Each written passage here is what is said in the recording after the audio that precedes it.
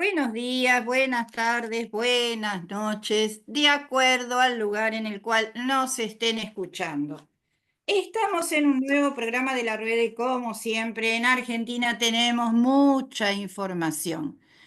Es- Este programa nos toca tratar el discurso que dio el presidente de la Nación el día domingo con referencia al presupuesto del año 2025.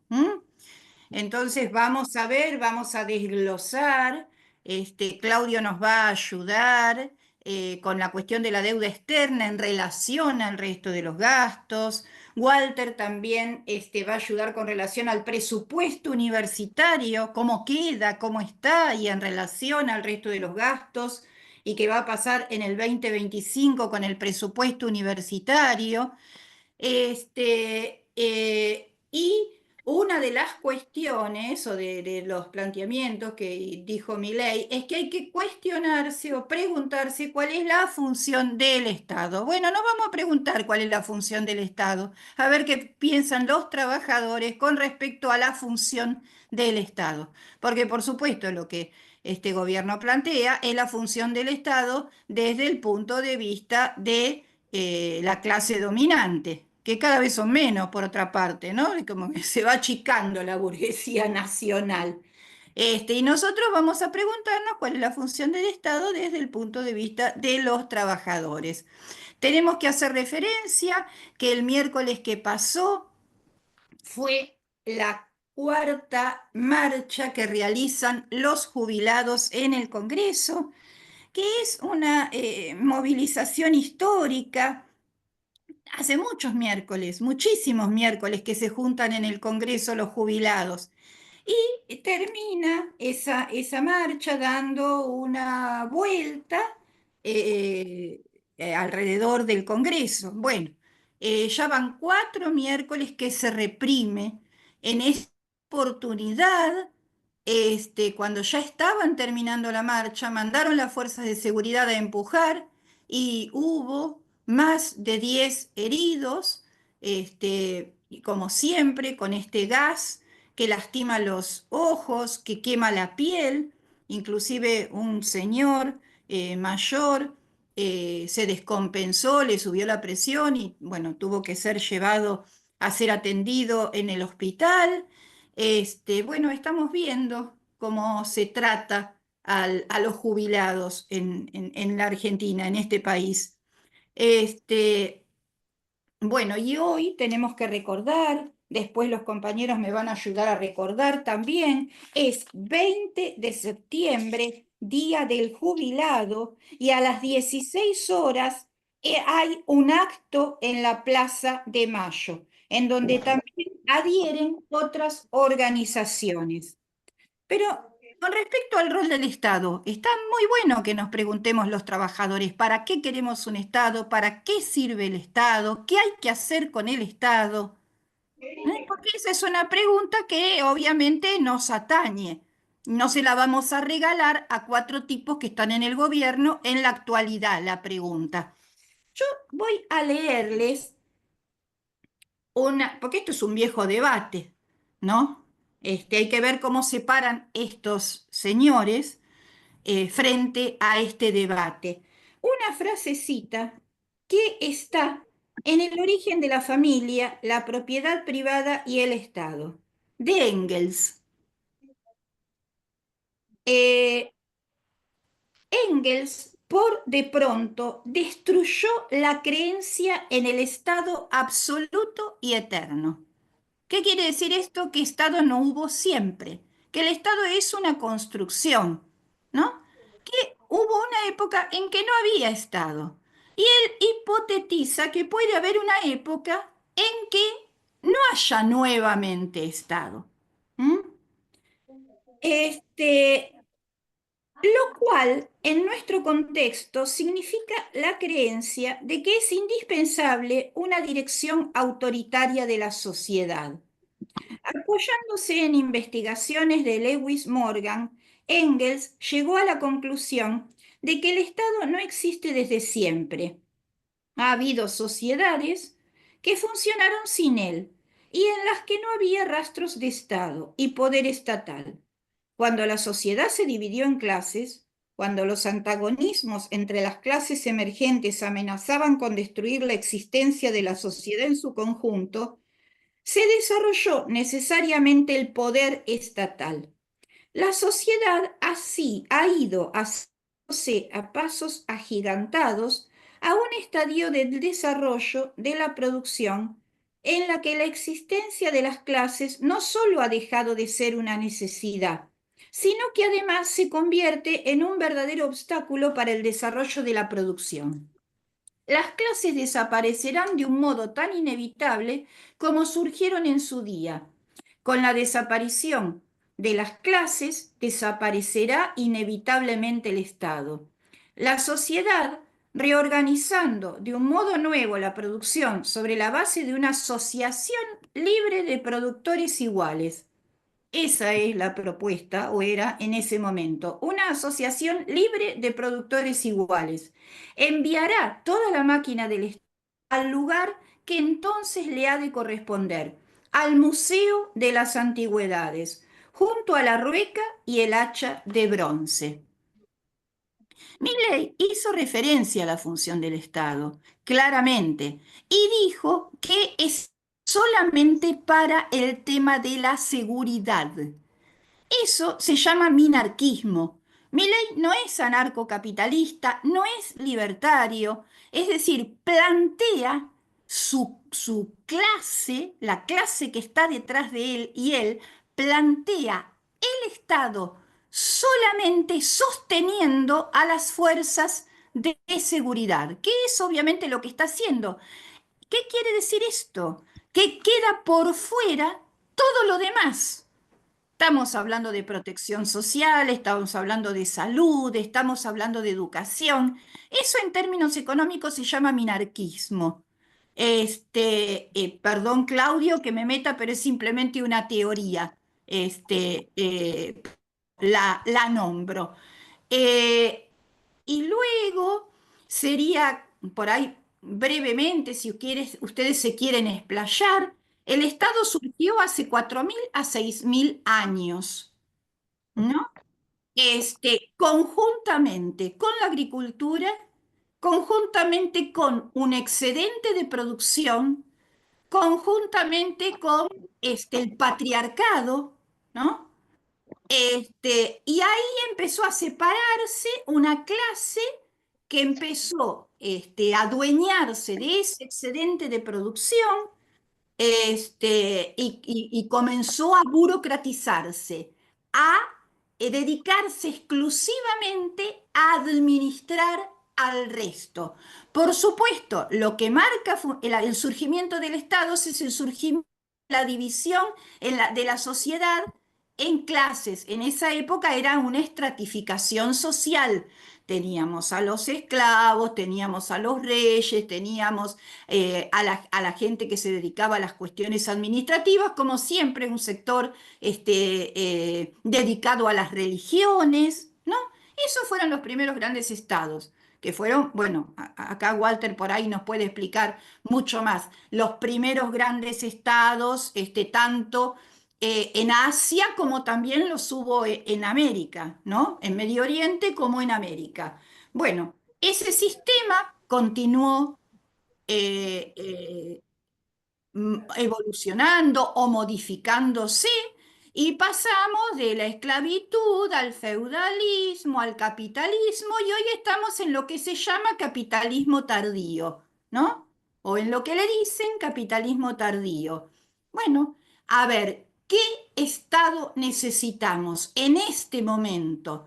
¿Y cuál podría llegar a ser la perspectiva? Porque en algún momento el socialismo planteó la perspectiva de disolución del Estado. Bueno, eso luego quedó que no pudo, no se cumplió, obviamente, al contrario, se burocratizaron los estados, el chino, el soviético, y se fortalecieron los estados, ¿no? Pero bueno, es un debate que a fines de 1800 se llevó adelante, o ciertos sectores progresistas lo llevaron adelante. Bueno, hoy tenemos lo que plantea Milei, minarquismo, Estado, fuerzas de seguridad, nada más. y veamos cómo lo vemos en la actualidad esto, ¿no? Así que bueno, le cedo la palabra, pero ya que el gobierno propone, digamos, el debate alrededor del Estado, bueno, veamos a ver qué nos parece cómo debería ser esta cuestión. ¿Seguridad para quién? Me No, pregunto la yo. fuerza, y obviamente, bueno, ¿Para quién es la seguridad? ¿A quién vamos a asegurar? Yo lo demás no me puedo palabrería. ¿Para qué se crea este estado de seguridad nada más? ¿Para qué y para quién? Esa es la pregunta. Que me conteste mi ley. ¿O quiere contestar Claro, usted? la CIDE, ¿para qué? Es decir, ¿va a defender realmente o es para espiarnos a nosotros? Por eso, ¿para defender a quién? Esa es Mira, la Lili, pregunta. ¿Cuál es la función? Que la detallen. a ver, mira, Lili, si me permiten los compañeros la palabra, sí, como, primero la verdad que quiero felicitar esto de eh, esta propuesta que traemos, Lili, de interpelar al presidente. Es decir, ahora lo estamos interpelando desde acá y no regalarle ningún terreno. Es decir, escuchamos, bueno, cuál es su concepción del Estado y a nosotros enseguida se nos prende la lamparita y acertadamente propusiste no regalarle a estas fuerzas la concepción del Estado. Mira, en realidad ellos, Milei no es creo que yo ya lo dije en una vez, no es liberal, no es libertario y no es ni siquiera minarquista, porque el Estado se tiene que retirar para las funciones sociales, pero el Estado no se retira para los intereses de los grandes capitalistas. Entonces, fíjate vos lo que está haciendo con la pauta salarial. El Ministerio de Trabajo no reconoce muchas veces pautas salariales que le perforan la inflación que él prevé. Entonces, los precios deben ser libres, salvo si el precio es el salario. ¿Me se entiende? Es decir, siempre regulan el salario. Y ni hablemos de cómo el Estado está todo el tiempo interviniendo en el mercado financiero, en el mercado de capitales, para sostener títulos de bono, para sostener letras de cambio, para sostener un montón de papeles que lo único que sirven es para que el capital financiero cada vez crezca la fuga de capitales. Bueno, ahora el blanqueamiento de capitales. Es decir, que en este aspecto el Estado está interviniendo todo el tiempo el Estado interviene, pero con el único fin de rescatar a los grandes grupos capitalistas. Pero sin embargo, esta discusión que propone Milei, mira, yo creo que tiene algo de positivo, de poner justamente, de que la sociedad discuta justamente el Estado. A mí me pasó algo raro, si me permiten la anécdota, una anécdota muy cortita.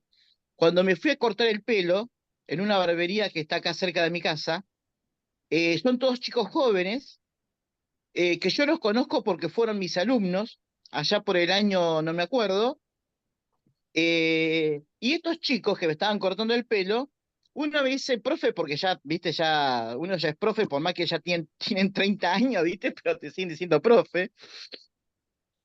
Me preguntó, pero ¿cuál es el rol del Estado en la actualidad? Es una pregunta que un chico de 25 años te haga esa pregunta, ¿cuál es el rol del Estado en la actualidad? Viste, yo me quedé, pero realmente plasmado, ¿me entendés? Entonces, no podemos regalarle ese terreno, y entonces yo le explicaba esto, de cómo el Estado muchas veces en realidad no se retira nunca, se retira para cuestiones de temas sociales y en otras cosas el Estado sigue estando presente. Ahora, tampoco podemos hacer eh, ¿cómo se llama? Una reivindicación del Estado por fuera de cuáles son los intereses que este Estado percibe, ¿me entendés? Es decir, el Estado no es bueno o malo por sí mismo, aunque bueno, uno tiene su concepción también del Estado, pero a nosotros lo que nos interesa es cuáles son los intereses sociales que seguiría ese Estado. ¿Qué ha pasado en Argentina? Con la intervención del Estado, por ejemplo, el Estado presente en las grandes villas, en los grandes barrios precarios, ¿sirvió para frenar el narcotráfico? ¿O pese a la policía local, la federal, la gendarmería, y qué sé yo, el narcotráfico en los barrios siguió creciendo? Y no, el narcotráfico siguió creciendo. Entonces, en este caso, yo me acuerdo siempre un ejemplo de un barrio que tenía la policía la policía, digamos, municipal, la policía provincial, la policía federal y gendarmería, cuatro fuerzas en un barrio de Avellaneda, y el narcotráfico seguía creciendo. Entonces, en este caso, ¿por qué digo esto? Porque en este caso está claro que la intervención del Estado no ha sido para contener, en este caso, la delincuencia, sino que ha sido uno de los grandes coladores por donde se filtra el narcotráfico. Bueno, ha habido un montón de policías metidos en el narcotráfico, etcétera. No sé si se entiende lo que quiero decir. Quiero decir, el Estado, ¿para qué sirve? Eso es lo que estoy diciendo. Es decir, no se puede hacer una abstracción si el Estado es bueno o es malo, sino para qué intereses está sirviendo ese Estado. Es decir, en muchos casos, yo puse el caso de los barrios precarios, la presencia del Estado muchas veces no ha servido para dar más seguridad, sino que al contrario, ha sido agente de esa inseguridad. Es decir, ha ido promocionando la penetración del narcotráfico en los barrios. Por eso este debate siempre hay que hacerlo en relación a qué intereses ese Estado está defendiendo. Mira, y ya que hablamos de retirar del Estado, yo te había prometido que íbamos a tocar el tema de la universidad. El presupuesto prevé un presupuesto universitario, recordemos que es el presupuesto 2025 y es anual, de menos de 4 billones de pesos para la universidad, para todas las universidades nacionales públicas de Argentina. Recordemos, para los que nos están viendo, que la Argentina tiene un sistema universitario que es uno de los más grandes de América Latina, ¿sí? Y tiene, digamos, esto de que las escuelas, las universidades públicas son realmente públicas. Es el único lugar donde vos te podés anotar y no te preguntan absolutamente nada. La universidad está pidiendo para poder funcionar en el 2025 el doble. Es decir, está pidiendo 8 billones para funcionar. Y Milei le va a dar menos de 4, para ser exactos, 3,8 billones. Con la gravedad, para los que nos están viendo si no lo saben, que el 90% del presupuesto universitario se va para sueldos. ¿Sí? O sea que de toda esa masa de que estamos hablando, el 90% va para el sueldo de los profesores y la masa de no docentes que trabaja para que estas grandes universidades sigan funcionando, que estamos hablando de miles de técnicos, estamos hablando de un montón de gente para que funcione, digamos, estos grandes monstruos que son, por ejemplo, Ciudad Universitaria, que es impresionante.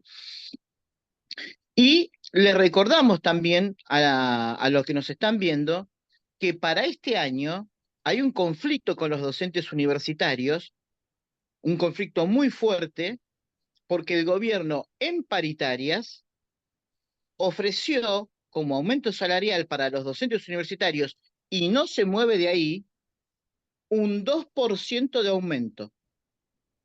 para septiembre y el 1% de aumento para octubre. O sea, una completa miseria.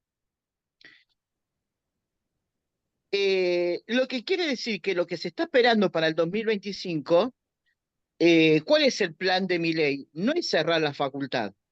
Ojo, el plan de Milei no es cerrar la UBA, por ejemplo, ¿sí? La Universidad de Buenos Aires, sino que es arancelarla.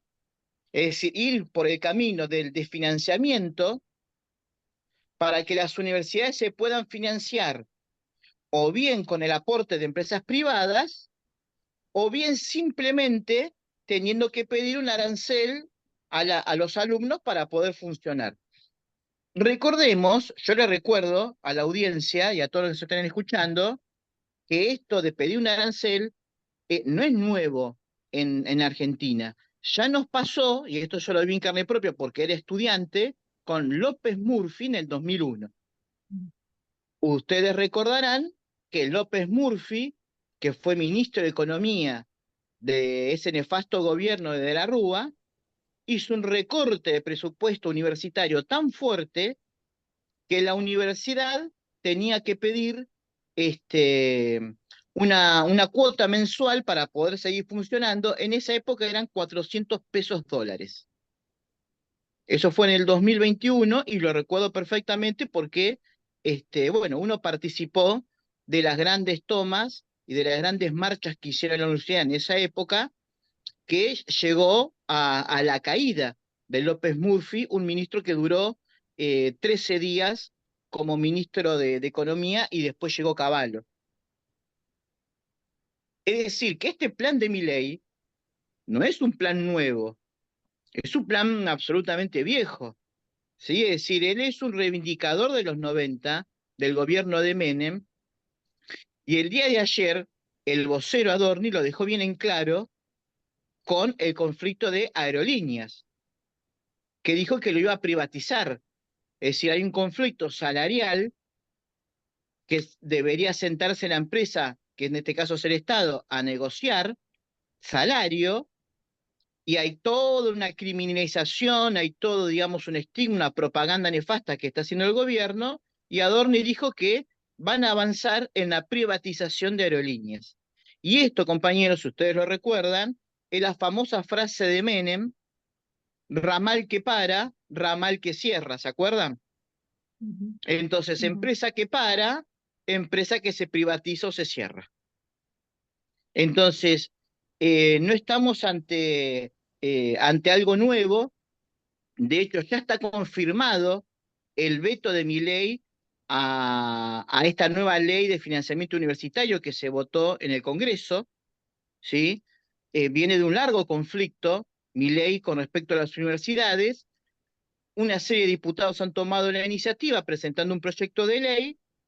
Ese proyecto de ley fue votado afirmativamente, y en el día de ayer ya avisaron que en el transcurso de hoy estamos a viernes 20, estarán sacando, digamos, el decreto. Si no hoy, será mañana, pero que ya está el decreto completo al veto de esta ley de financiamiento universitario.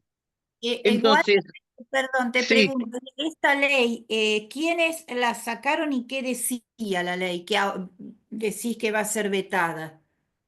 bueno, De- esta ley fue una iniciativa de distintos diputados de varios bloques. Hay diputados de radicalismo, diputados también del peronismo, que se había votado, y es una ley que intentaba, quizás con buenas intenciones, que se aumente el presupuesto universitario producto del conflicto que ya se viene arrastrando. Entonces, se trataba de encauzar ese conflicto con esta ley, a la cual, bueno, uno si la leyó, también uno tiene una crítica porque no fija números concretos, ¿me entendés? Es decir, bueno, pero ¿cuál sería el aumento concreto que se le debería darle? Sin embargo, bueno, no deja de ser una ley que es un paso para adelante en función de lo que es de lo que está haciendo el gobierno de Milei. Esto va en consonancia con el retiro de la obligación del Estado del famoso 6%. Hay una ley en Argentina en donde el Estado, por ley, debe destinar el 6% del PBI a educación. Y acá sí vemos el mejor ejemplo del Estado que se retira. ¿Sí? En esto sí se retira. No va a cumplir con ese famoso 6% del PBI, y lo que va a implicar que en educación, por ejemplo, en educación secundaria, la caída de una infinidad de planes nacionales, como por ejemplo becas y el plan más conocido en Argentina que se llama Conectar Igualdad, que es un plan que consistía en otorgar notebooks tanto para el docente como la entrega gratuita, ¿no? Gratuita de notebook, tanto para docentes como para los alumnos. Aunque en estos últimos años el Conectar Igualdad era solamente para alumnos, ¿sí? Pero yo como docente les recuerdo que he recibido también una notebook que son de última generación, eran muy buenas, eh, y que realmente fue muy importante la entrada de estas notebooks masivamente en las aulas argentinas, y sería uno de los planes que caería junto con el de becas estudiantiles, donde el alumno, bueno, tiene que probar que aprobó materias, una determinada cantidad de materias, o sea, no hay una exigencia, ¿no? En tanto de presencialidad como para aprobar materias, para poder seguir cobrando ese plan que, si no mal recuerdo, eran de 30.000 pesos para estudiantes secundarios. Es decir, que acá sí vemos un ejemplo, Liliana, de lo que decía Milei, el Estado que se retira, ¿sí? Pero evidentemente no se retira para lo que es la CIDE, que es el Servicio de Inteligencia del Estado, que ahí sí está pidiendo 100 millones de dólares, que todos sabemos que va a ser para amedrentar, que ya lo viene haciendo con su ejército de trolls virtuales, a la oposición y a todo aquel que proteste, y no va a servir realmente para cuidar a los ciudadanos de la penetración del narcotráfico, por ejemplo. Así que bueno, este es el panorama, es un panorama de conflicto, donde él plantea este conflicto, es decir, su orientación estratégica es esto, es la privatización de las empresas públicas como aerolíneas y la privatización de la universidad. Por ahí no de golpe, pero sí en un proceso, ¿sí? Y ir a un proceso constante y lineal, ascendente, de privatización de la educación en Argentina. Ujú. Bueno, gracias, Walter. Muy claro todo lo que comentaste con respecto al tema de educación. Y una Y en perspectiva. cuanto, Lili, en cuanto a lo que nos dice Walter, del presupuesto, del discurso que dio el presidente, como dijimos en otro programa, él lo dijo con todas las letras. El Estado tiene que ver solamente con el ajuste para pagar la deuda y, por otro lado, la seguridad, ¿no? Las fuerzas de la seguridad. Yo para otra cosa no entendí que está el Estado según el presidente que tenemos.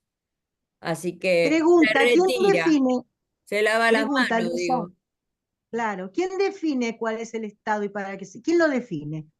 ¿Un presidente define quién es el Estado y para qué? Eso no es elegido en forma conjunta, no es algo constitucional. ¿Cómo puede ser que alguien asuma un gobierno y cambie todas las normas porque sí? Suena a dictadura, no a gobierno. Qué Yo bárbaro. me pregunto, ¿cómo se puede cambiar, definir el rol del Estado una persona sola? Bueno, Todos participan. el Estado es una institución. El que lo Por gobierna, eso, que ha sido elegido para que gobierne, es el que define si va a ser un Estado no. de bienestar o si va a ser un Estado que recorta todo. Y son los gobiernos, obviamente. A mí se me No, cae pero la no cara puede de hacer eso. Hay vergüenza. normas, hay Escúchame, normas. Martita. A mí se me cae la cara de vergüenza como maestra, porque a los estudiantes cuando le enseñás el sistema democrático, y la verdad que no sé cómo encarar esto ahora, porque siempre les dije que era el gobierno del pueblo a través de sus representantes. Por Dios, ¿qué tengo que decirles Si, ahora? si a los representantes se los veta todo el tiempo. ¿Cómo es eso? ¿Es posible? Yo no, a mí hay algunas cosas que no están funcionando bien. El nivel de impunidad, perdón, el nivel de impunidad es realmente enorme. Por ejemplo, el famoso 6% es ley. Es decir, hay cosas que son leyes, vos no podés no cumplirlas, ¿se entiende? Por eso. Evidentemente es un gobierno que pisotea sin importarle nada cualquier ley, sea constitucional o no, pero hay cosas que vos no podés hacer porque son leyes, exacto. Y Pero, entonces, si son leyes y no las puede hacer, ¿cómo es que las hace? Y porque hay un Porque nadie le pide, Congreso, porque hay un no, Congreso porque que no nadie, funciona bien. sí, pero nadie le pide juicio político. Por eso, Exacto. ¿Y por qué no se lo piden? porque son Perdón, unos perdón. inútiles. Hay a una ver, cuestión Claudio, vamos a escuchar a Claudio que nos Sí, tiene sí. para decir. La internet con está respecto al inestable, Estado. está cortadito por acá. Acá Sí, sigue bien, sí, no se sí. preocupen. Ah, Acá bueno, se sí, está grabando. Todo lo que ustedes dicen sale perfecto. Así que bárbaro. tengan A cuidado. ver, Claudio, si nos comentás y después te explayás sobre el tema de la deuda, que para eso sos economista. No, la cuestión es esta. Con respecto al Estado, tu exposición, Lili, fue excelente. El Estado está constituido por una serie de instituciones de las cuales, justamente como vos decís, las Fuerzas Armadas es la principal. Otras instituciones son las cámaras de representantes, Cámara de Diputados y senadores. Los gobiernos son parte del Estado, los gobiernos locales. O sea, hay todo un entramado, que es el control de la sociedad y eh, no la eliminación, sino el control del conflicto social que es causado por la existencia de las clases. Una casta de la clase capitalista es la de los funcionarios y la burocracia del Estado, y la cabeza del Estado es el gobierno. La democracia, el voto democrático, la democracia de este Estado capitalista, que es el Estado de los capitalistas, de la clase capitalista, es también una institución de opresión. Y las leyes forman parte de esas instituciones como medio de opresión y de control.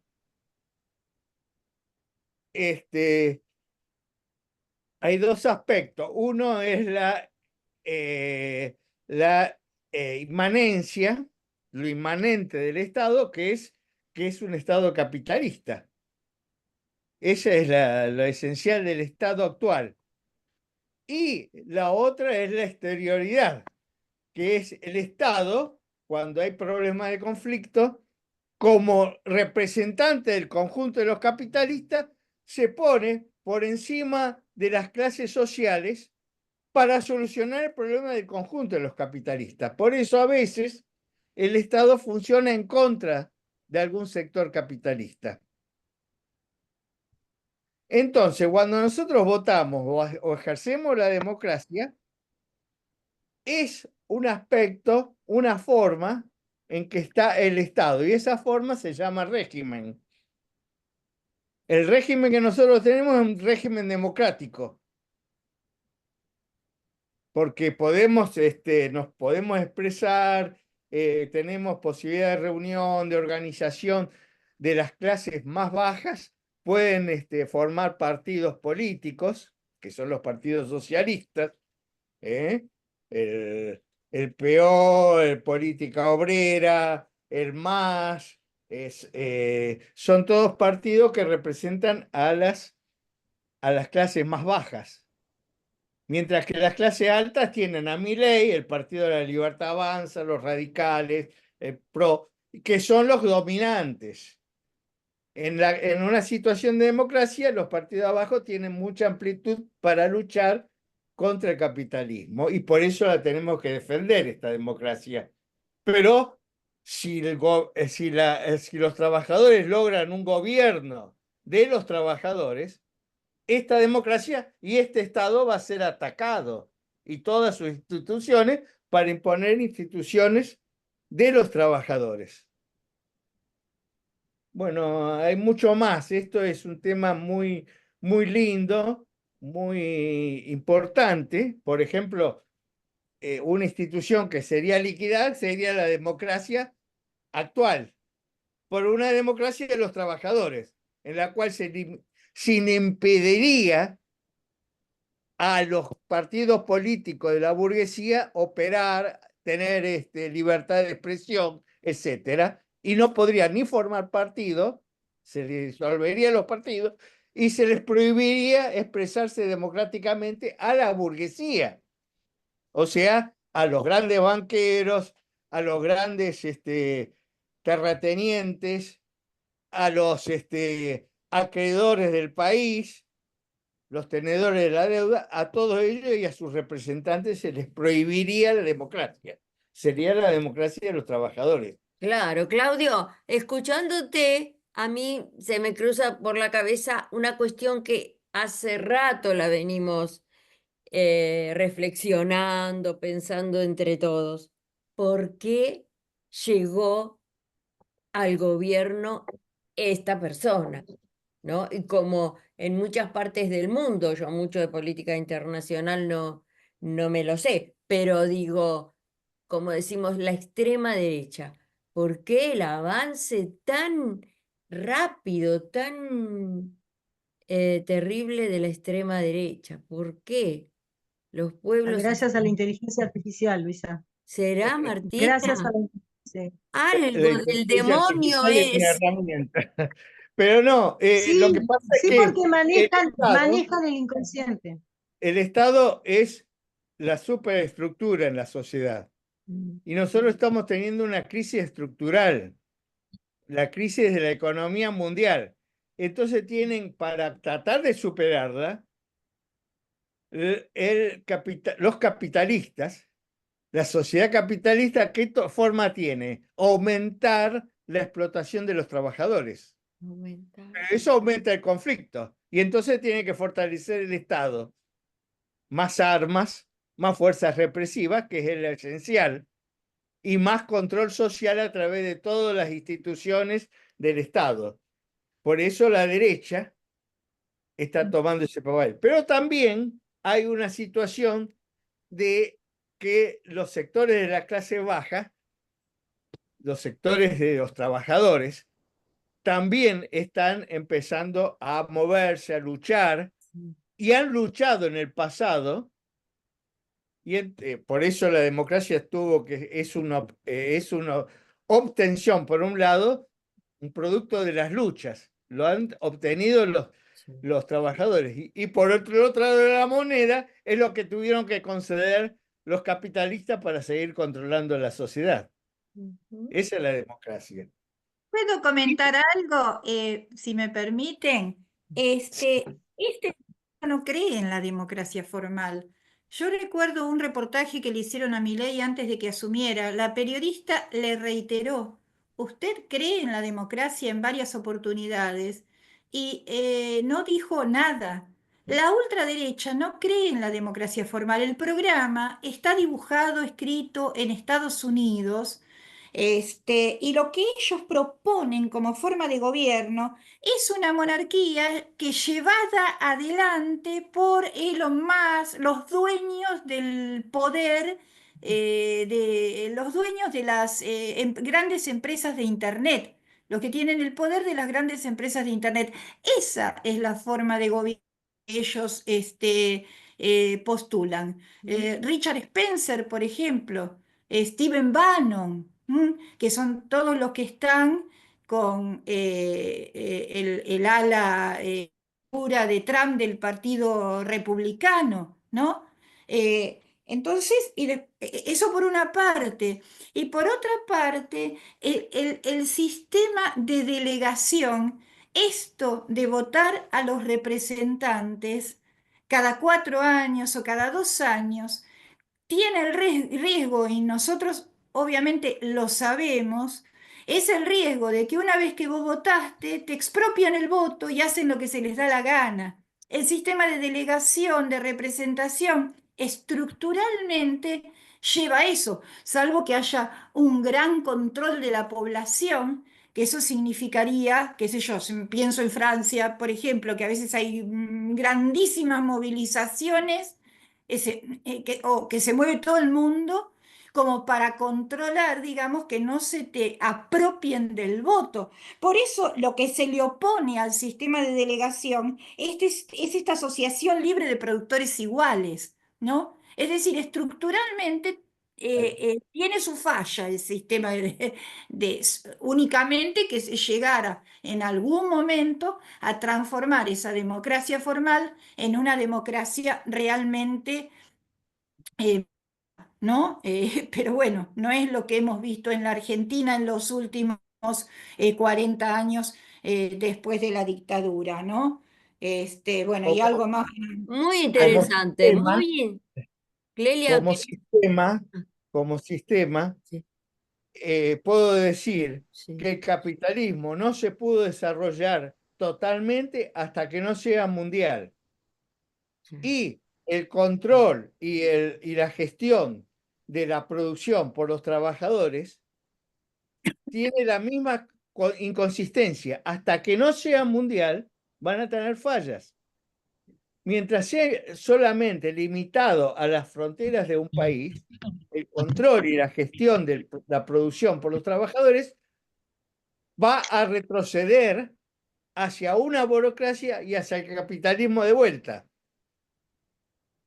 Al igual que el capitalismo, el socialismo, que es lo que estamos hablando nosotros, solamente puede terminar desarrollándose completamente cuando desde la política llegue a la producción y al desarrollo mundial de ese socialismo, como fue el capitalismo que se desarrolló mundialmente.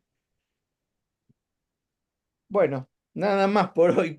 Ay, sí, qué Eh, interesante, pero después de todo, escúchenme, la vida diaria, la vida que llevamos nosotros. Yo ayer volvía de trabajar, por más que soy jubilada, tengo que seguir trabajando. Y me encuentro con una vecina que ha sido estudiante mía de adulto y me dice, hola Luisa, ¿de dónde viene, no? Y de trabajar, le digo, ¿todavía está trabajando? Me dice. "Mm, sí", le digo, ¿qué querés que le haga si la jubilación no me alcanza? Todavía sigo dando clase y yo cansada con la humedad, mis articulaciones y todo. Y estaba tratando de llegar a mi casa, ¿no? Pero esta vecina bueno, me paró y se puso a conversarme de sus problemas. O sea, con 3 hijos adolescentes, su marido que tiene trabajo, no. Ella que trabaja en un lugar que no le pagan bien, que trabaja muchas horas para poco dinero y, y de última vende cositas, vende artículos, y así y así. Y, y su consuelo es, y bueno, hay que trabajar, pero trabajar no de manera digna, porque no tiene un sueldo como la gente, le deben dinero, la hacen trabajar más horas. Y tengo muchos estudiantes que, por supuesto, comen gracias a los cartones que levantan, pero ya, lamentablemente el presidente dijo que no tiene nada que ver el Estado con esto, que ellos están nada más que para hacer dinero, ajustando, ajustando para pagar la deuda y la seguridad. Y sin embargo, el narcotráfico sigue, como dijo Walter. Entonces, ¿de qué seguridad me hablan? Nos mienten, realmente llegan al poder mintiéndole al pueblo. Eso es lo que veo yo, ¿no es cierto? Gracias, Claudia? Luisa. Sí. Claudio, ¿nos podés contar con respecto el discurso del Me parece presupuesto que del Clelia quiere hablar algo. Ah, bueno, Quiero hacerle una pregunta a el Claudio. Sí, tema de la deuda. sí. Bueno, vamos. No, quiero preguntarle a Claudio. Tengo 2 o 3 cositas para decir. Algo para decirle a Luisa y algo para preguntarle a Claudio. Claudio, tu última afirmación de que hasta que no haya un orden, digamos, mundial, socialista, no va a haber posibilidades de su triunfo completo. ¿Es una teoría? Porque hay otra teoría, y es la de los socialismos en cada país, desarrollado a su manera y en diferentes etapas. Esa es una pregunta para Claudio. Y a Luisa le quería decir algo que encontré escrito por Alan Pauls, que es un escritor que me causó un poco de gracia, y habla de quién apoya a Milei. No, quién sabe responda un poco a tu pregunta. Y dice así: si hay una cultura Milei, una que comparten todos sus partidarios, desde los teenagers con acné que celebran sus raptos de ira, hasta los adultos penalistas católicos de apellido Patricio y trajes a medida, pasando por los CEO, hartos de frenos y regulaciones, y los nostálgicos del orden y el progreso, la mano dura, las mujeres cocinando en casa y las paredes sin pintadas políticas. Es decir, la cultura Milei, sería pues su ADN, el mesianismo anticomunista, una especie de furor macartista ciego, bíblico. La victoria no depende de la cantidad de soldados, sino de las fuerzas del cielo, suele citar Milei en sus discursos. Esa sería lo que los unifica, siendo todos tan distintos. Y otra cosa, Y otra, Clelia, ahora seguís, ¿no? Pero otra cosa que pensé que se iba a decir en lo que leías, hay otra cuestión, ¿no? Que yo no me meto mucho en lo que, en las redes cuando te muestran cosas, te muestran los TikToks, ¿verdad? El tema de, yo lo diría machismo.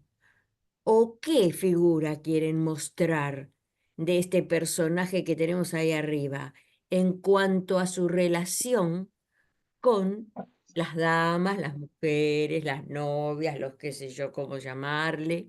Porque si no aparece una, aparece otra. ¿Cómo, pero es cómo ve- antifeminista, cómo es es eso? profundamente antifeminista. Ahí está, claro. Y dentro de toda esa imagen que muestran esta imagen. ¡Qué horror, Dios mío! Esto entonces es lo que atrae a la gente que lo votó. Ay, mira qué piola el presidente. Dios. Luisa, ¿no quisieras pasar el audio que yo te mandé? Sí, sí, sí. Porque por ahí es un pequeño aporte. Esperá que ahora Es lo busco y te. de una periodista y escritora española, ganadora de los premios Planeta y Nadal. Se llama Maruja Torres, pero hace una reflexión Pero con espera un respecto. momentito, Liliana, espera un momentito porque Claudio tendría que contestarme antes. Bueno, lo dejamos para después. Un momentito nada más. Sí, no hay problema.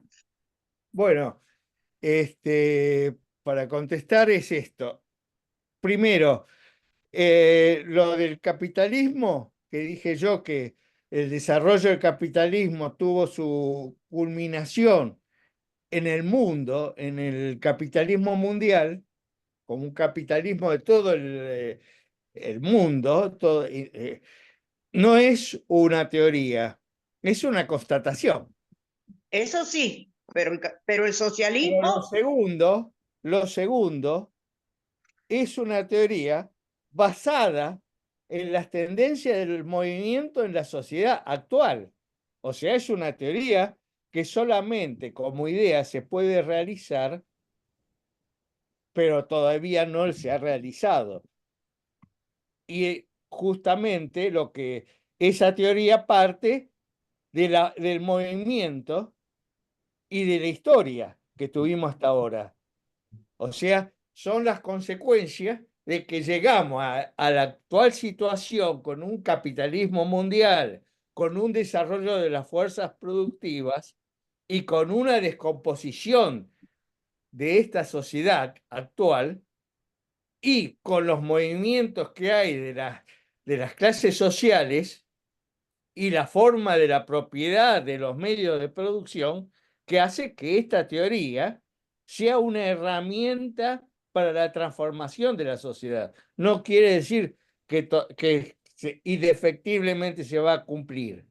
Quiere decir que es la situación, los elementos que tenemos, los movimientos que hay y hacia dónde queremos ir. Esa es la teoría. Nada más. Gracias. ¿Escuchamos, Ya está. Lili? Sí, ¿Escuchamos? muchas gracias. Por ahí, si Bueno, una ahí niña. lo pongo, a ver. Cada 2 o 3 generaciones hay un país una sociedad que se suicida, porque han olvidado lo que les pasó. Está pasando ahora en muchos países, ¿no? Entonces, ¿qué pasa? Que la gente joven, si no se ha nutrido, bien nutrida, desde casa y desde la escuela, hay mucha gente joven, yo conozco de los que van a manifestaciones, pero luego hay una gran masa que no tiene nada entre las orejas. Y eso se llena con mierda con una facilidad espantosa. Claro, porque no hay nada más fácil que las moscas vayan a la mierda. Mucho más que vayan a la miel. Me preocupa mucho, pero también te diré yo que tengo 81 años y espero irme sin preocuparme por lo que queda, porque cada generación ha tenido lo suyo. Cada generación que bregue con lo que le toca luchar y que luche. Qué No sé, clarita que bueno, tuvo la señora, me sí. gustó, 81 años, mira. Esto que dice que cada 2 o 3 generaciones hay unas sociedades que se suicidan ¿Qué es porque se eso? olvida lo que pasó, ¿no? Bárbaro. Y entonces al no olvidarse lo que pasó, dice muy irónicamente, no tienen nada, algunos jóvenes no tienen nada entre oreja y oreja, si bien reivindica que hay otros que luchan, que salen a la calle y demás, y bueno, y ahí está el problema, ¿no? Claro, El, dice jóvenes que no están bien nutridos, digamos, en educación y demás, y esto de que sociedades que se suicidan con el voto, digo. Ujú, ujú. El otro día fue el 16 de septiembre, el aniversario de la Noche de los Lápices. Y bueno, me muestran en TikTok eh, los comentarios de los trolls, que por otra parte ganan muy bien, en donde dice, bueno, se tienen que pudrir, están bien podridos en el río, tienen que volver los Falcon Verde, no eran inocentes, eran todos montoneros, y que hicieron, está bien hecho, cosas aberrantes, ¿no? Pero yo pensaba del otro lado, estos son troll, están pagos, es más, yo pienso que están pagos por la Villarruel, digamos, pues esto es el ala que reivindica la tortura, los secuestros y demás.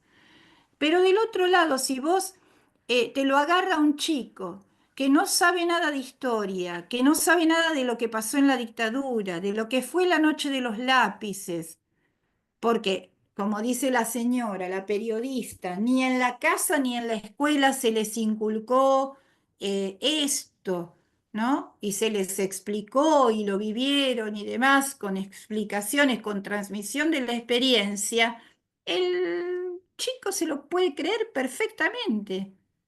Entonces ahí la metáfora de las moscas van a la mierda, digamos, ¿no? Así tal cual. Porque si te lo agarra alguien que no sabe, a uno le revuelve el estómago eso, pero si te lo agarra alguien que no sabe, algún jovencito, Ahora yo no entiendo qué pasó realmente con la educación, porque mientras yo trabajé, año 2006, 2007, qué sé yo, hasta el 15, era obligación en las instituciones el 24 de marzo. Me acuerdo que en la escuela del Bajo Bulón, en la Santa María de Camino, hacíamos jornadas completas para hablar de los desaparecidos, de la tortura, de lo que pasó con la dictadura militar. Yo me pregunto, ¿eso en los últimos años se dejó de hacer? Eh, Porque era el día completo que estaba dedicado a, claro.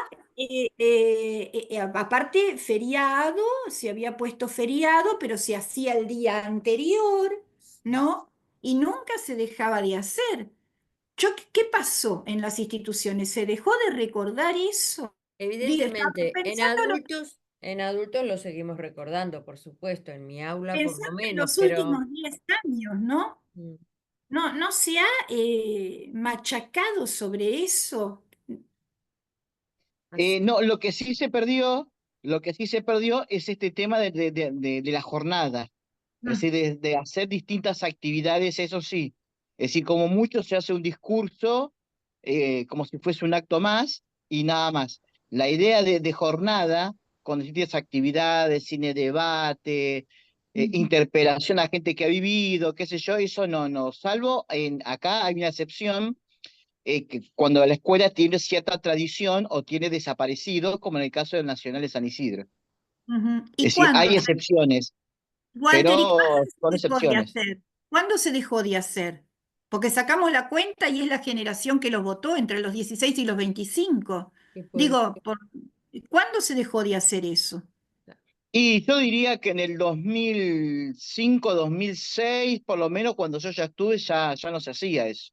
Bueno, nosotros sí La lo idea de hicimos. Sí, pero de jornada. todas maneras, Liliana, Lo que pasa convengamos. es que por ahí había escuelas que no la cumplían, nosotros la cumplíamos la jornada, y te estoy hablando Ah, hasta el 15.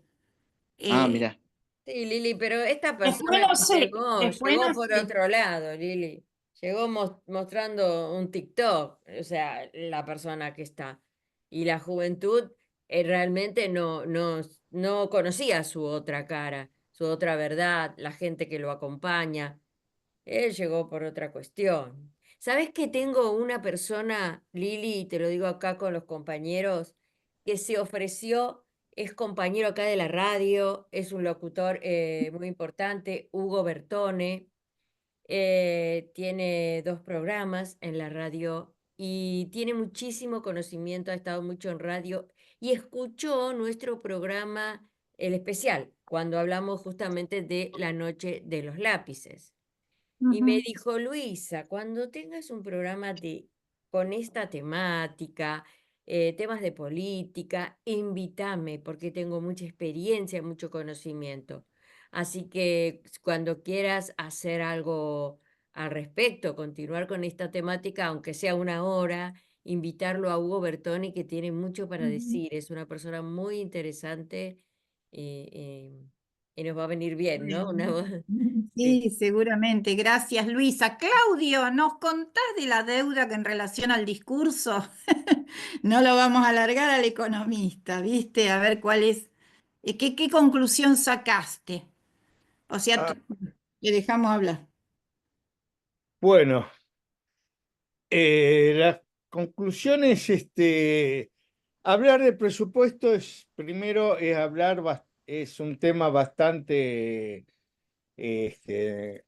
¿cómo se llama? Bastante complejo en cuanto a los datos, a la información que hay dentro de un presupuesto.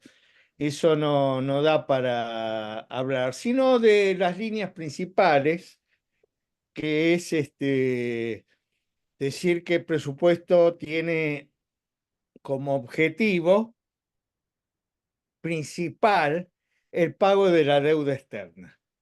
En el discurso de Milei, esa información, ese dato, quiero decir, Milei lo dijo varias veces en su discurso en el Congreso. Este, Principalmente, como dijo Walter, se fija los gastos del gobierno, y en los gastos del gobierno una de las partidas más importantes es el pago de amortización e intereses de la deuda pública, no solamente la deuda externa, sino también la deuda interna que tiene el Estado.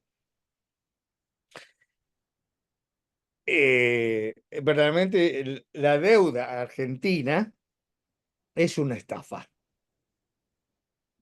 Es una estafa que ha ido creciendo enormemente. Es una estafa ¿por qué?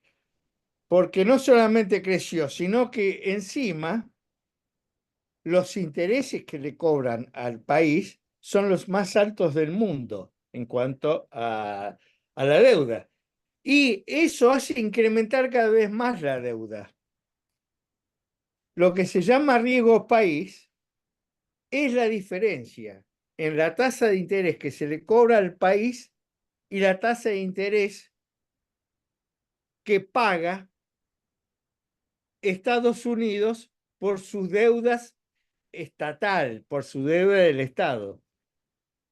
Por ejemplo, Estados Unidos cobra en dólares anualmente 4,50%.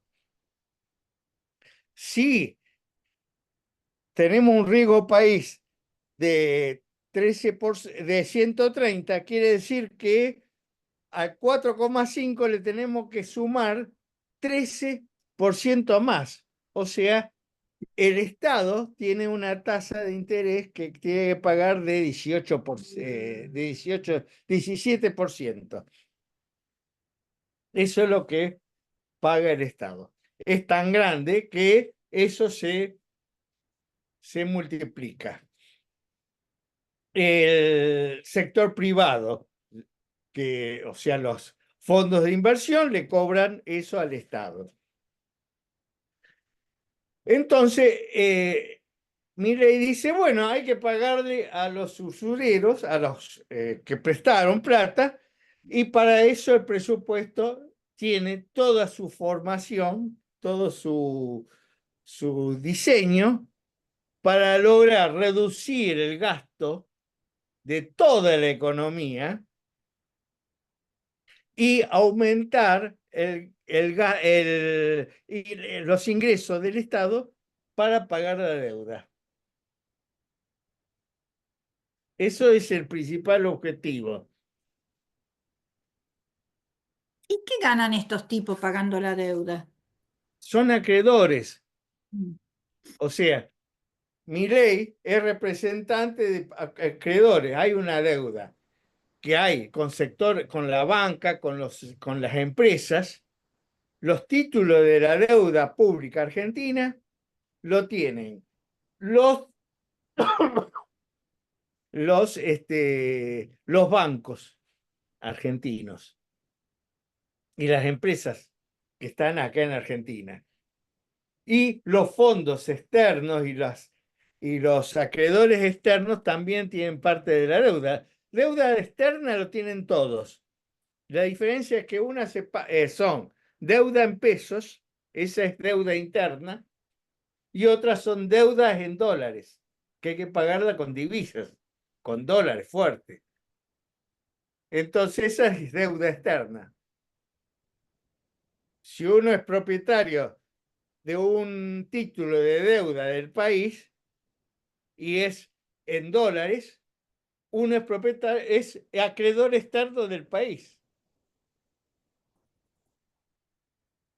Si uno es dueño de un título de deuda del Estado nominado, o sea, dice, debo tantos pesos, a quien tenga ese título, eso es una deuda interna. Esa es la diferencia. Entonces, este presupuesto es un presupuesto bastante fuerte. Yo lo que estoy viendo es que tienen eh,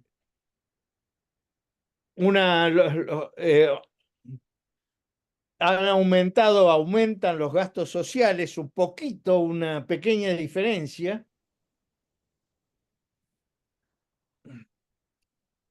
Aumenta en forma nominal los gastos sociales, pero cae en forma real. ¿Qué quiere decir? Que los gastos que hay en el Estado para subsidios a la familia y a las personas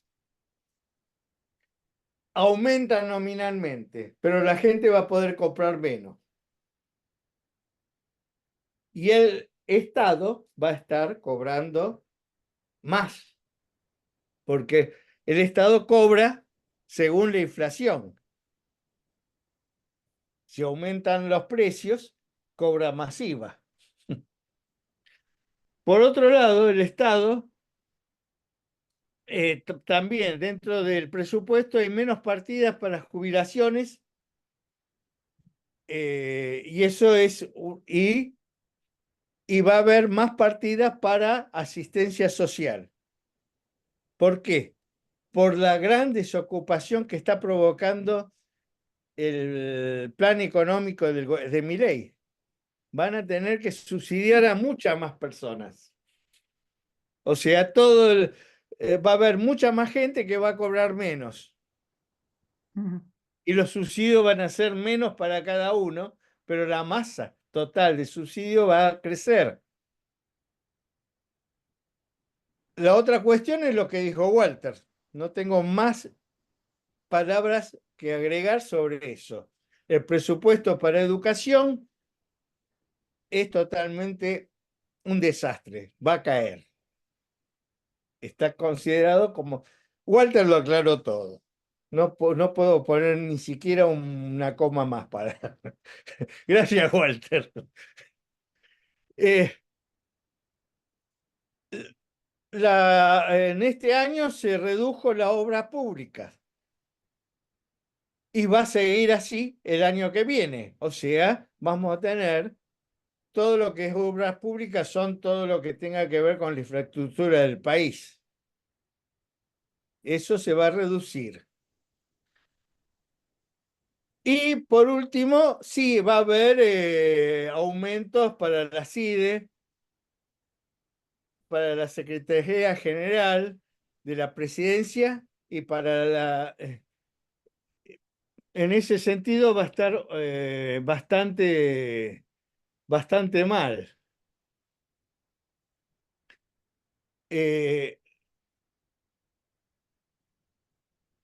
Bueno, por otro lado, para dar los números, el presupuesto determina cuánto se va a gastar, cuánto se va a recaudar y cuánto se va a gastar.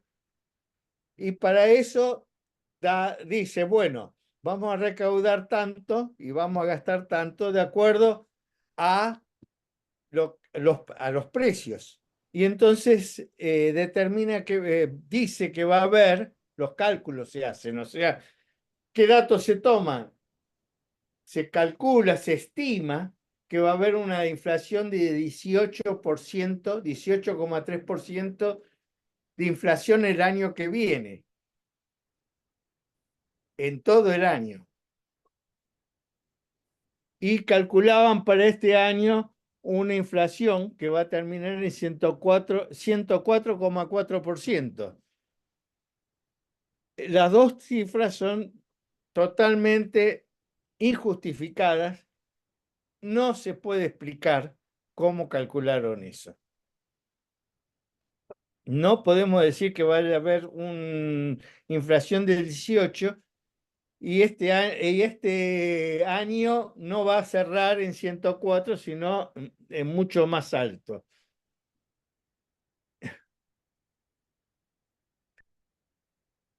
La otra cuestión es que van a tratar de sacar el cepo.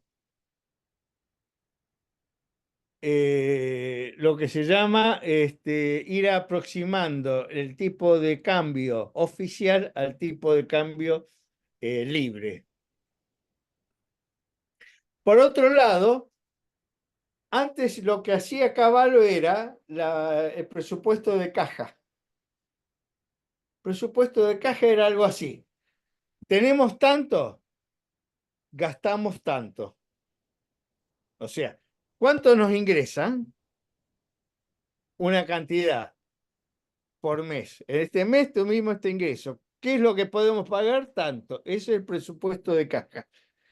Lo que plantea mi ley es al revés.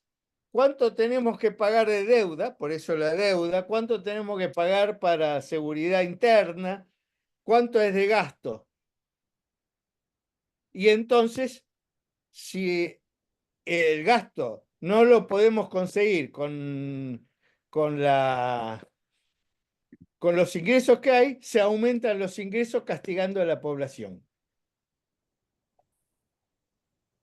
Pero a los acreedores hay que pagarle. Por eso es un presupuesto destinado a pagar la deuda del Estado con los usureros de siempre. ¿Eh? Lo que la gente tiene que entender, Claudio, Y que por todo otro esto, lado, no, espere sí, que hay una cosa interesante. sí, Sí, hay superávit, o sea, una vez conocido el gasto, mm. los ingresos superan al gasto, se le bajan los impuestos que les cobran a las empresas, Las empresas. Mm.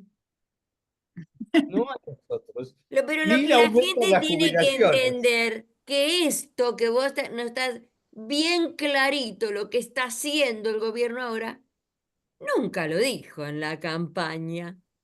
Sí lo dijo, está en YouTube. No lo quisieron escuchar. Dijo que era el topo que iba a destruir el Estado desde dentro. Sí, Está subido en YouTube. Lo dijo por televisión. Ahora, no lo quisieron escuchar. Sí lo dijo.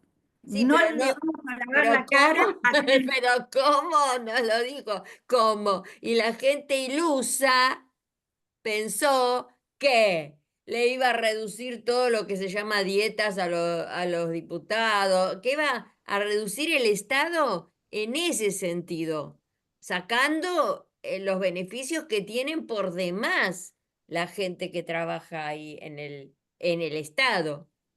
Pero en Pero el realidad Estado, él lo está haciendo con a ver, nosotros. el Estado somos todos, somos Bueno, nosotros. pero para el señor no. Pero por eso te digo, no es que nunca lo dijo, ¿eh? Es decir, lo que se reducen son todos los que sean servicios a la población, porque son considerados solo gastos, no solamente en educación. Recuerden que el ministerio era de cultura y educación. Todo lo que sea cultura también. En unos pocos meses suprimieron los dineros para las bibliotecas públicas, para el Fondo Nacional de las Artes, para Para el las cine, instituciones, Para el Inca. claro. para el INCA, para el Instituto Nacional del Teatro, para las cosas científicas ni hablar, y para los servicios de comunicación estatales.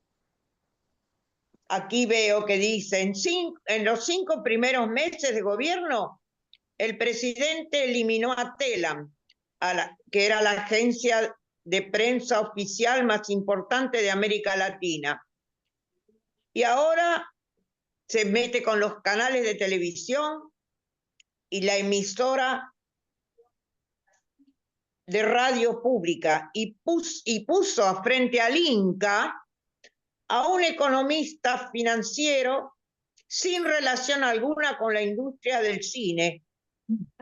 Y las primeras medidas fueron echar empleados. Mira. Es decir, claro, si la prioridad 1 es pagar a los acreedores, Claro.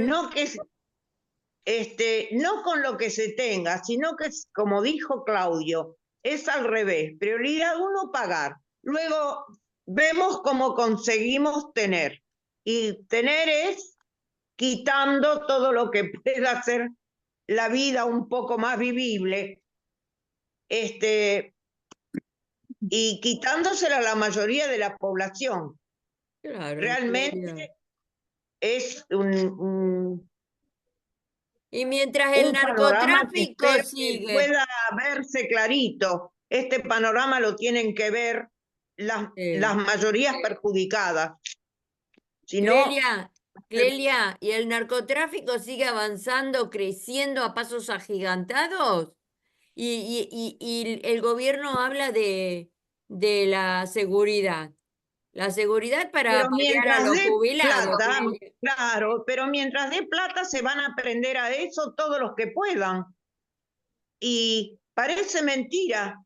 Me acuerdo que una vez leía una noticia policial y pensaba, con razón se llama policial, porque todos los implicados son policías. Bueno, pero ahora van a estar Justamente, bien mientras da pagos. plata, se prenden todos allí. Dios mío. Las oficinas policiales encargadas del narcotráfico son las que más trafican. Claro. Es una cosa increíble, pero bueno, así vivimos. Claudio, ¿te había quedado algo pendiente del tema de la deuda? Perdón, pero ya nos estamos acercando. O ya está, digamos, ya es suficiente con lo que nos No, enteramos. el presupuesto también fija cuáles van a ser los gastos y los ingresos de acuerdo al tamaño de la economía argentina. Entonces también hace una previsión de crecimiento del PBI y prevé que para el año próximo va a haber un crecimiento del 5%. Y eso, también prevé algo que siempre sucede, que es que va a haber una balanza comercial. ¿Qué quiere decir? Que se va a vender al exterior más de lo que se va a comprar. Va a subir las exportaciones el año que viene y van a subir las importaciones menos que las exportaciones. Al revés, más las importaciones y menos. Calcula que va a haber un 9% de crecimiento de las exportaciones y de 13,4% de las importaciones. Y va a haber un saldo comercial positivo. Todos los años la Argentina ha tenido saldos positivos comerciales. Vende más de lo que compra. Está bien, pero hay que ver cómo se distribuye. Una vez que se tiene el saldo positivo, se calcula lo que hay de pagos de intereses y otros pagos al exterior, y eso es la cuenta corriente. La cuenta corriente puede ser el saldo negativo. Y eso se cubre con ingresos de capitales del exterior por préstamos, por cuenta de capital. No hay salida. O sea que si uno deja de pagar la deuda y otros gastos financieros, solamente se paga a las empresas los royalties y sus ganancias, quedaría un saldo positivo anual de 8.000 millones de dólares, lo que significa que por cada 1.000 millones de dólares el PBI aumentaría.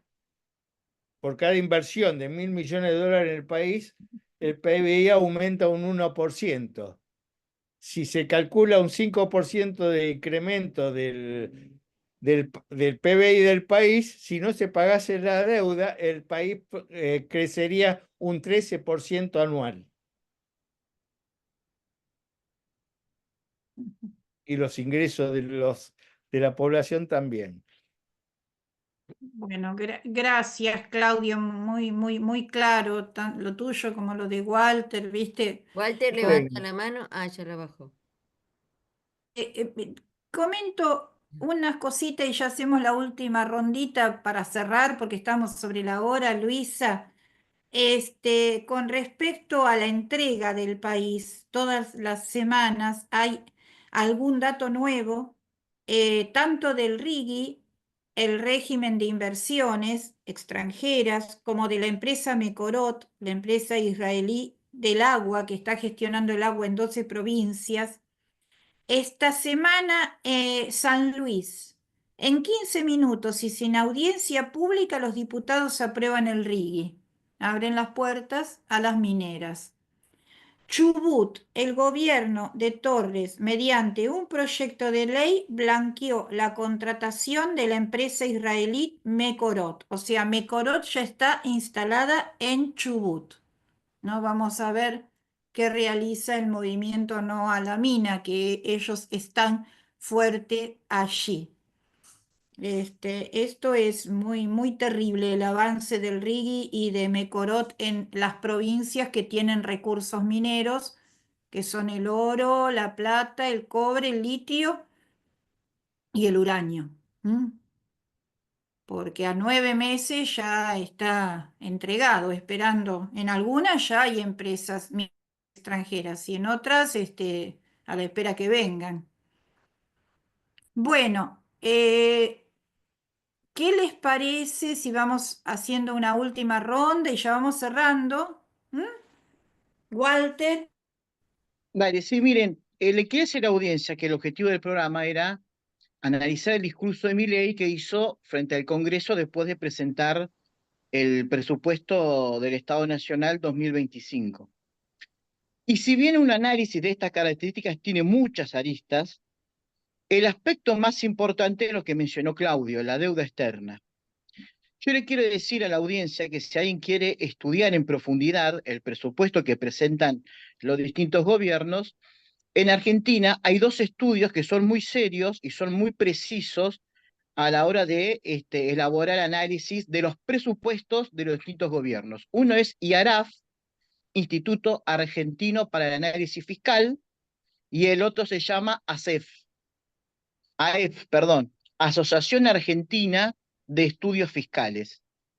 Si alguien quiere profundizar, les propongo estas dos páginas porque, bueno, estudiar el presupuesto nacional de un gobierno son cientos de miles de páginas y a veces si no sos un economista especialista, hay cosas que se te escapan.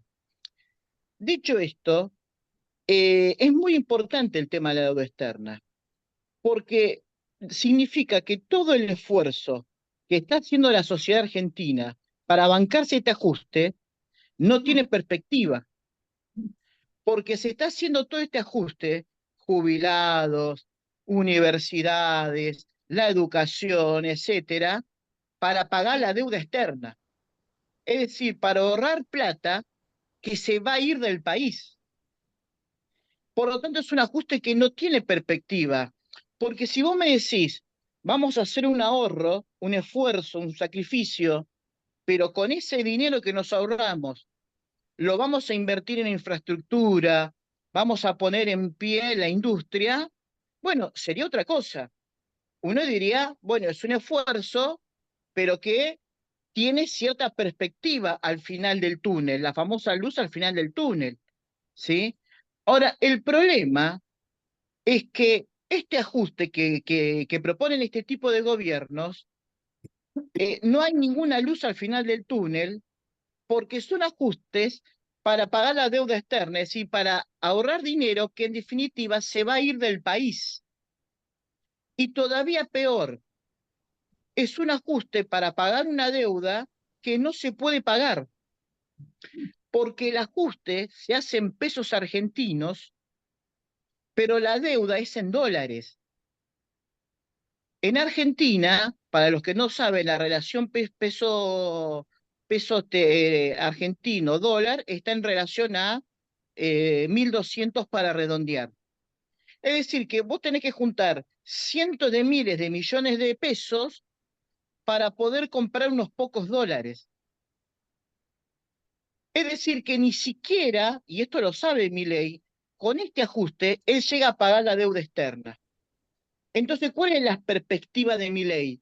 La perspectiva es que le presten algo de dinero el Fondo Monetario Internacional, quien sea, Trump, quien sea, que le preste dinero, por eso embarga el oro, por eso embarga el oro del Banco Central, y con ese préstamo en dólares pagar la deuda. Es decir, tomar deuda nueva para pagar deuda vieja.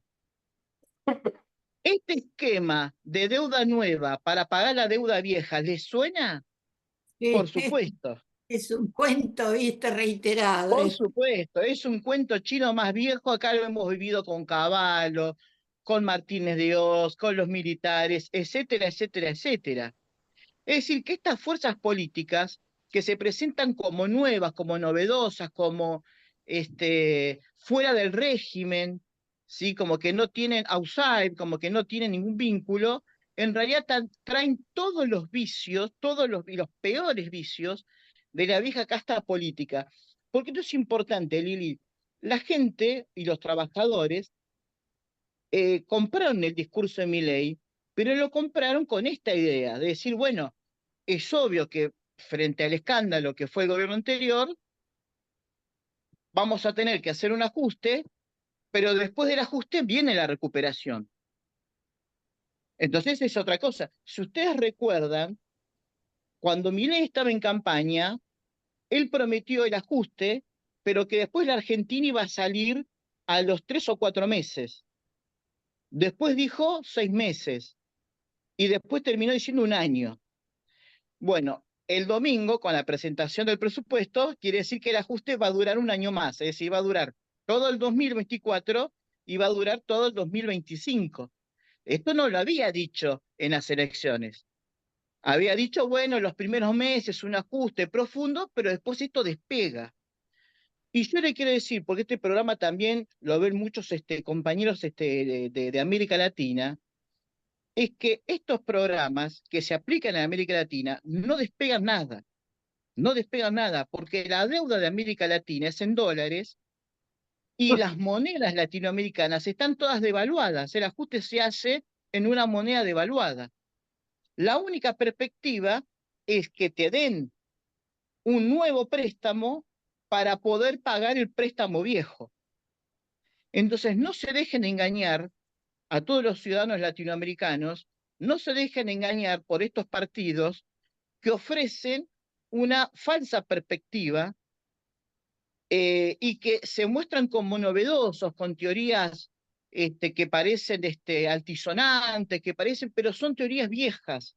Son cosas que América Latina ya lo vivió, que todos los latinoamericanos ya lo vivimos, la famosa década de 80, conocida como la década perdida por muchos, Fujimori, tantos otros nefastos que había en América Latina, vienen en realidad con fórmulas viejas y es un sacrificio que no lleva a ningún lado, no tiene perspectiva y que en definitiva va a fracasar por sus propias premisas. Entonces, si queremos ver la luz al final del túnel, hay que romper el túnel. Bueno, gracias, Claudia, perdón, Walter, muy claro lo tuyo. No por nada la consigna fue el cambio, ¿viste? Bueno, pero hay que definir las palabras, si no son palabras huecas, vacías, o sea, cada uno le puso el significado que le pareció. No era el mismo el significado de la palabra cambio para Bullrich que para un trabajador. Ese es el problema. Bueno, Luis, Claudio, Clelia, vamos cerrando, que si no, no nos queda lugar para la música. La verdad que ni la cortina vamos a poder poner. Menos mal Ahora sí que no tengo el tenía. micrófono, ¿eh? Bueno, sí. yo voy a dar una encuesta que se realizó por sí sola. Ajá. O sea, nadie la realizó, se realizó sola Ah, mira. la encuesta. Cuando fue el discurso de Milei, se hizo el discurso por la cadena nacional, los canales 13, Canal 9, América y TV Pública. En ese horario, los programas de esas televisoras sumados tenían un rating de 15,9. Era el rating de oyentes que tenían esos 4 canales, si los sumamos, los repite de cada uno de ellos. Cuando fue el discurso en ese horario, el discurso de Milei, las 4 sumaron en total de oyentes 3,8. ¿Me entendieron? Sí, sí, sí, porque una, O una sea, todo claro, el mundo no escuché. apagó el televisor o se fue a ver un canal de cable, Sí, sí, un sí. canal fuera de No, una película, un canal de 2 bobos que hablen, cualquier cosa, pero no escucharlo a Milei. sí, sí. Muy significativo, ¿no? Fue un apagón total Claro, contra el discurso de Milei. claro. En cuanto al otro Bien, que es reconfortante. En cuanto a lo otro que de Walter, lo que hay es una siempre Argentina, durante muchos años hasta la actualidad, siempre tuvo un montón de dólares que entraron por las exportaciones y los pagos que se hicieron para la industria, o sea, de importación de insumos, para la producción de bienes terminados y de otros productos, de lo que quiera, turismo, servicios, de lo que sea, la diferencia entre esos dos fue muy grande a favor del país. Entre 15.000 y 8.000 millones de dólares anuales que le quedaban al país. Esos dólares son comprados por las empresas, esos dólares son comprados por el Estado a través de los impuestos. O sea, el Estado le compra con plata al exportador y se queda con los dólares. Y vende dólares al importador. Como sea, le queda. Pero una vez tenido esos dólares, se paga al exterior los intereses de la deuda. Y los empresarios compran al Estado los dólares para la formación externa del capital, que lo conocemos como fuga de capitales. Pero el término es formación externa de capitales o algo así. Bueno, y lo que dice Walter está bien, es, la deuda se incrementa constantemente. Bueno, Claudio, recordamos hoy a la tarde, entonces, hoy a viernes Claro cómo es el programa. a las 16 horas en Plaza de Mayo, es el Día del Jubilado. Bueno, organizaciones de jubilados y otras que apoyan se van a ir a dirigir allí. Bueno, hay que llevar el plástico para la cara porque obviamente 4 veces han reprimido y no sería extraño que vuelvan a reprimir. Dos cosas. Mm. La policía quiere reprimir, pero también quiere tener justificativos para reprimir.